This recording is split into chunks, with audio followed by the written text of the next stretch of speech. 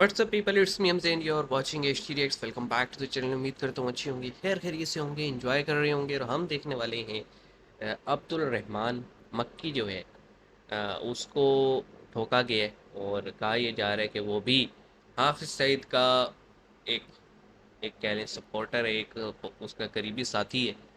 तो मैं समझता हूँ हाफिज़ सईद के पीछे तो हाथ धो के पड़ा हुआ है जो भी पड़ा हुआ है। अब हमें क्लैरिटी नहीं है ना कि कौन पीछे पड़ा हुआ है, लेकिन बजा रहे हैं उसकी। पहले पहले खबर आई कि बेटे को मार दिया, फिर खबर आई राइट हैंड मार दिया, फिर खबर आई कि वो मुफ्ती था उसको मार दिया, फिर खबर आई साला अगवा हो गया, और अब ये न्यूज़। तो वो कहते हैं ना, इसके पीछे भी हाथ धो के पड़े हुए हैं और दुनिया में बहुत कुछ चल रहा है।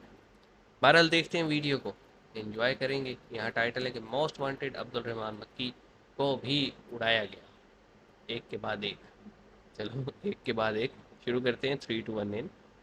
नमस्कार दोस्तों पहले हाफिज सईद के बेटे कमाल उद्दीन का अगवा करके मार दिया गया। उसके बाद कल ही हाफिज सईद के बहुत ही करीबी टेररिस्ट मुफ्ती कैसर फारूक को दिन दहाड़े अज्ञात जी, बंदूकधारियों द्वारा टपका दिया गया। और अब टारगेट दोस्तों किया एक गया। और बड़ी खबर आ रही है पाकिस्तान से, और वो ये है कि हाफिज सईद के brother in law Abdul Rahman मक्की को भी अगवा कर लिया गया है। यानी कि अब कुछ दिनों बाद एक और बड़ी ये वही खुशखबरी साला है, हमें सुनने को मिलेगी, और वो ये होगा कि अब्दुल रहमान मक्की भी मर गया है। क्योंकि यही जो होगा। कमाल उद्दीन को उठाकर लेके गया था अननोन पर्सन्स द्वारा, उसके बाद उसे डायरेक्ट जन्नत भेज दिया गया था। और दोस्तों अब इन सब अरे चीज़ों को देख जन्नत का करके सर्टिफिकेट पाकिस्तानी थोड़ी है आर्मी उनके। और पाकिस्तानी इस्टेब्लिशमेंट खौफ में आ गई है और उन्होंने हाफिज सईद की सिक्योरिटी को बढ़ा दी है।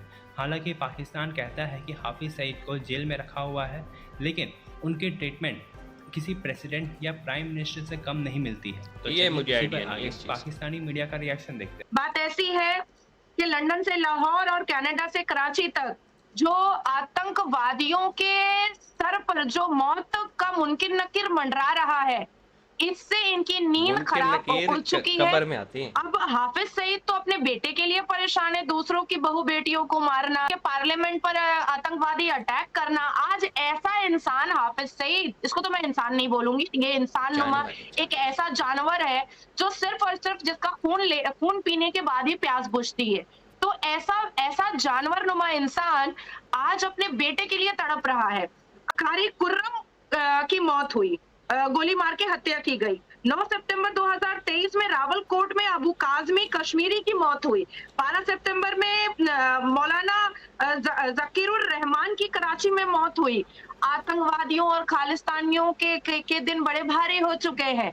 मौत के अलावा अब इनके पास कुछ बचा नहीं है। ओके, ये एक डिस्कशन चल रही थी जिसमें एक बंदी पाकिस्तान से थी और एक इंडिया से थी, आपस में गपशप लगा रही थी। और उसमें उन्होंने बकायदा एक टाइमलाइन भी जोड़ के दिखाई कि किस तरह के किन किन लोगों को जो है ना ठोका जा रहा है। देखिए, हमें ठोकने से इशू नहीं है, ठोकना चाहिए। और मैं समझता हूँ हमारी जो गवर्नमेंट है, हमारे जो इदारे हैं, ये काम उनको करना चाहिए। ये काम उनके करने का है कि भाई बहुत हो गया, हमने बहुत खून देख लिया, अब बस ख़त्म। अब वो तमाम मदरसे जहाँ पे ये लिटरेचर जिहादी तकसीम किया जाता है और पढ़ाया जाता है, उनको भी डिमोलिश करना चाहिए। और वो तमाम लोग, इनके पास बाकायदा लिस्टें हैं, ये मैं आपको लिख के देने को तैयार हूँ। पाकिस्तानी जो लॉ इन्फोर्समेंट एजेंसीज़ हैं, उनको पता है कि इनके साथ एसोसिएट कौन है, कौन किस लेवल पे कितना काम कर रहे हैं। तो बस हिम्मत करके थोड़ी, ये मैं कहता हूँ, इनको स्नब कर दिया जाए, सबको एक ही दफ़ा में क्रश किया जाए।